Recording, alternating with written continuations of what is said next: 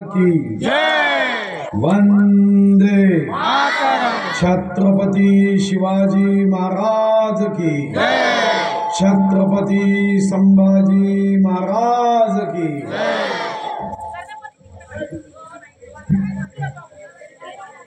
इथं उपस्थित माझ्या सर्व मान्यवर नेते पदाधिकारी बंधू भगिनींनो व या ग्रामपंचायत कार्यालयाच्या उद्घाटन व लोकार्पण समारोहाला उपस्थित माझ्या गावातील मान्यवर बंधूंनो व सर्व लाडक्या बहिणींनो, ग्रामपंचायत कार्यालय फुटाण्याचं अधिकृत लोकार्पण झालं, उद्घाटन झालं असं मी आपल्या सर्वांच्या साक्षीने घोषित करतो। खूप उत्तम कार्यालय, सुंदर कार्यालय आणि अपेक्षाही व्यक्त करतो की या उत्तम चांगल्या कार्यालयातून ग्रामपंचायतच्या वतीने उत्तम व चांगलं जनसेवेचं काम होईल अशी ही अपेक्षा मी या निमित्ताने व्यक्त करतो।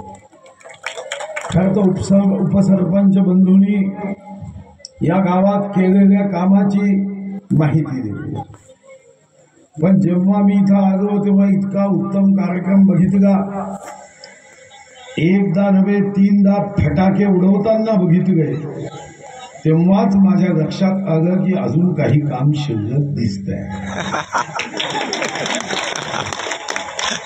आणि उपसरपंचांनी बरोबर सांगितलं की 20 लाख रुपयाचा रस्ता आम्हाला हवाय आणि सोबत इतर 4 कामं सांगितले। निश्चितपणे या गावातील जनतेने माझ्यावरही मनापासून प्रेम केलं।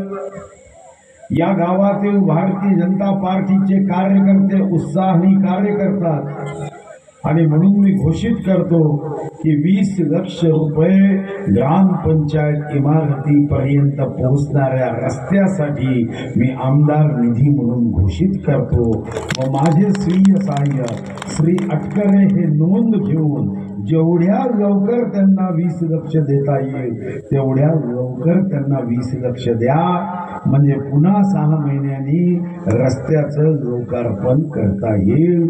रस्त्याचा दर्जा मात्र चांगला ठेवा। हम तुम्हारे या ठिकाणी ज्यांनी गावात उत्तम कार्य केलं, उत्तम सेवा केली, त्यांचाही आपण सन्मान केला। मी त्यांचंही मनापासून अभिनंदन करतो, कौतुक करतो व ज्यांना ज्यांना आपल्या आयुष्यामध्ये सार्वजनिक सभेत आपलंही स्वागत व्हावं असं वाटत असेल, त्यांनी सेवा ही समर्पण है हा भाव ठेवून मी माझ्यासाठी तर जगेनच पण समाजाचंही काही देणं लागतो या भावनेने काम करावं ही अपेक्षा व्यक्त करत ज्यांचा सत्कार केला त्यांचं मी कौतुक करतो, गौरव करतो व त्यांच्या भावी आयुष्यासाठी सदिच्छा देतो, शुभकामना देतो। खैर तो मैं और मेरा परिवार, बाकी सारी दुनिया बेकार। 21वें शतक म्हणजे कलियुग आणि फक्त माझं जीवन माझ्यासाठी हा भाव असताना एक अनोखी गोष्ट आपण बघितली की एका 90 वर्ष वय असणाऱ्या आमच्या आई समान असणाऱ्या महिलेचाही आपण सन्मान केला। 1-1 फुटाच्या जमिनीसाठी भांडण होत असताना आमच्या आई समान असणाऱ्या 90 वर्षाच्या महिलेने ही जागा देताना मदत केली म्हणून आपण त्यांचाही सत्कार केला। देवाने त्यांना उदंड आयुष्य द्यावं, उत्तम आरोग्य द्यावं आणि ज्या महिलेच्या जमिनीवर ही ग्रामपंचायतची इमारत उभी आहे, या ग्रामपंचायतीच्या माध्यमातून या गावातील ज्येष्ठ नागरिक व मातृसमान महिलांची सेवा मनापासून घडावी ही सुद्धा इच्छा मी या निमित्ताने व्यक्त करतो. खरं तर मी तुम्हाला धन्यवाद देईन की तुम्ही पुन्हा एकदा मला सेवेची संधी दिली. अनेकदा राजकारणामध्ये हा समज आणि गैरसमज असतो की निवडणूक संपली की जनता आणि लोकप्रतिनिधीचं नातं तुटतं. पण तुम्ही चिंता करू नका. मी तुम्हाला विश्वास देतोय की या तालुक्याचे सिंचनाचे प्रश्न असतील की घरकुलाच्या रहितीचे प्रश्न असतील आणि या तालुक्याचं चित्र बदलण्याचा प्रश्न असेल, मी पूर्ण शक्तीने तुमचा आवाज म्हणून विधानसभेत वाघापेक्षाही जास्त आवाज काढेल हा विश्वासही मी या निमित्ताने देतो.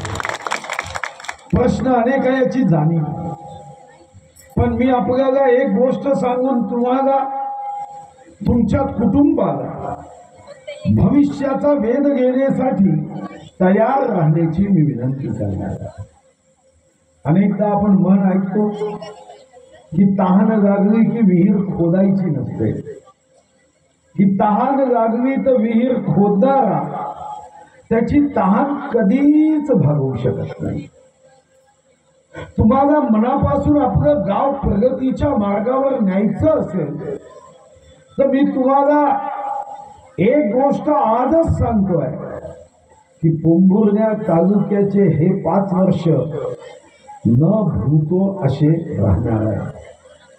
या 5 वर्षात पोंभुर्ण्या तालुक्यामध्ये मोठ्या प्रमाणावर MIDC असेल, उद्योग असतील, हे मोठ्या प्रमाणावर इथे येतील.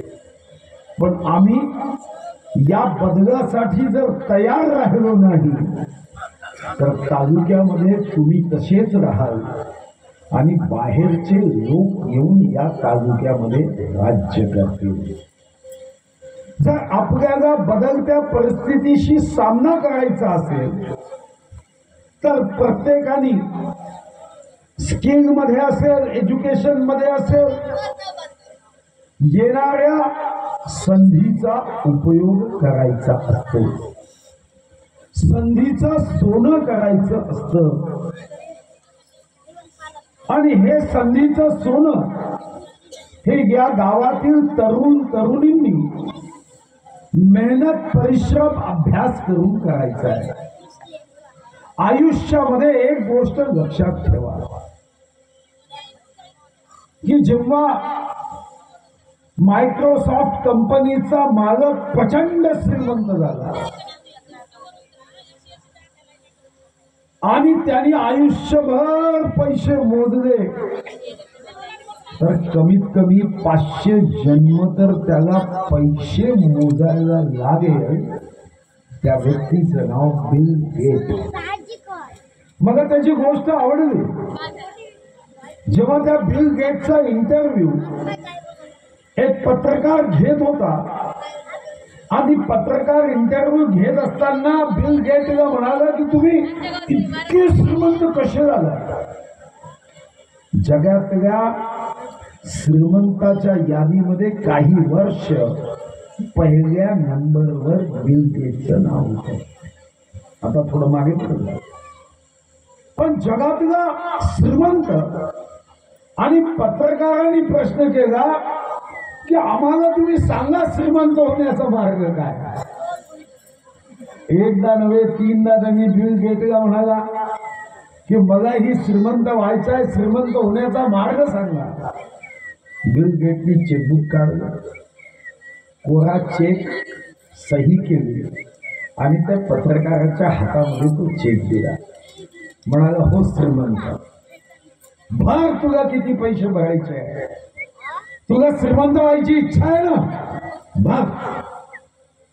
तो पत्रकार लाजला आणि लाजत पुन्हा चेक वापस करत म्हणाला, अरे नको, मला चेक नको.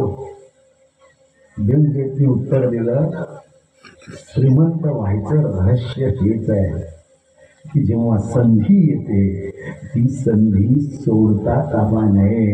मी तुझ्या हातात चेक दिला, तू श्रीमंत होऊ शकला असता, पण तू राजेस्तव ही संधी सोडली. आपल्या आयुष्याचं तसंच असतं. पोंभुर्णाला हजारो एकरची MIDC आहे, पण उद्या जर 10वी शिकलेला मुलगा ITI करत नसेल, तांत्रिक शिक्षण घेत नसेल, तर मग संधीचं सोनं कसं होईल? लाडक्या बहिणींच्या खात्यामध्ये आम्ही 1500 रुपये टाकले. कदाचित राज्याची परिस्थिती चांगली झाली तर लाडक्या बहिणीचा भाऊ म्हणून तेही पैसे वाढवण्यासाठी मीही आवाज उठवेल. मलाही वाटतं की गावागावाच्या माझ्या गरीब बहिणीच्या वाट्याला थोडे का होईना, पण तिच्या खात्यामध्ये तिच्या हक्काचे पैसे यावे.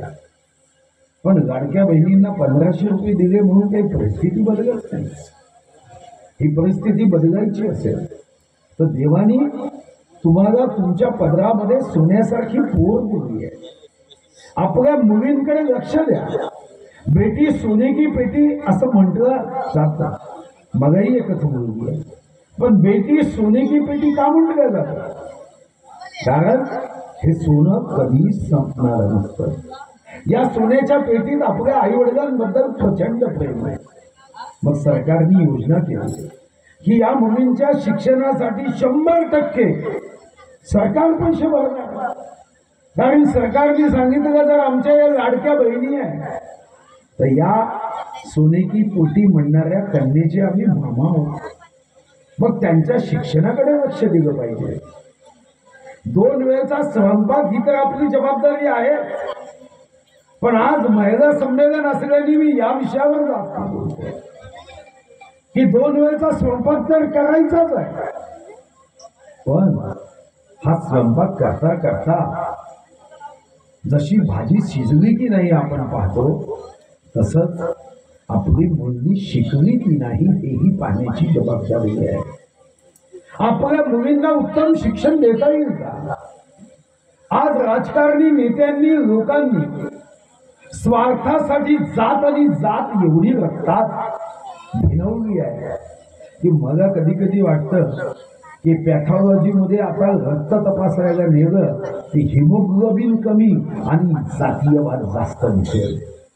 मग अशा प्रसंगामध्ये बाकी लोक काय करतात हे न पाहता या सर्व समाजाला सुसंस्कारित करण्याची जबाबदारी महिलांवर आहे.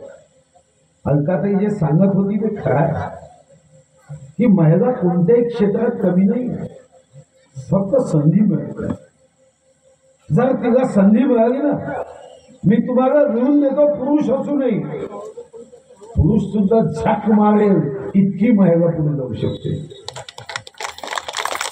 आज या महिला संमेलनाच्या माध्यमातून जाताना हा भाव घेऊन जा, हम फुलावर नहीं बकाया तो फायर है, फुलावर नहीं फायर है, हा भाव घेऊन जा.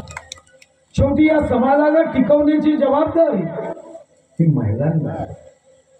मी स्वतः जेव्हा अर्थमंत्री होतो तेव्हा अनुभवलं की जर एखाद्या ठिकाणी घटस्फोट झाला, डायव्होर्स झाला तर माणसांचं बरं आहे, ते काही पोरींची जबाबदारी घेतच नाही.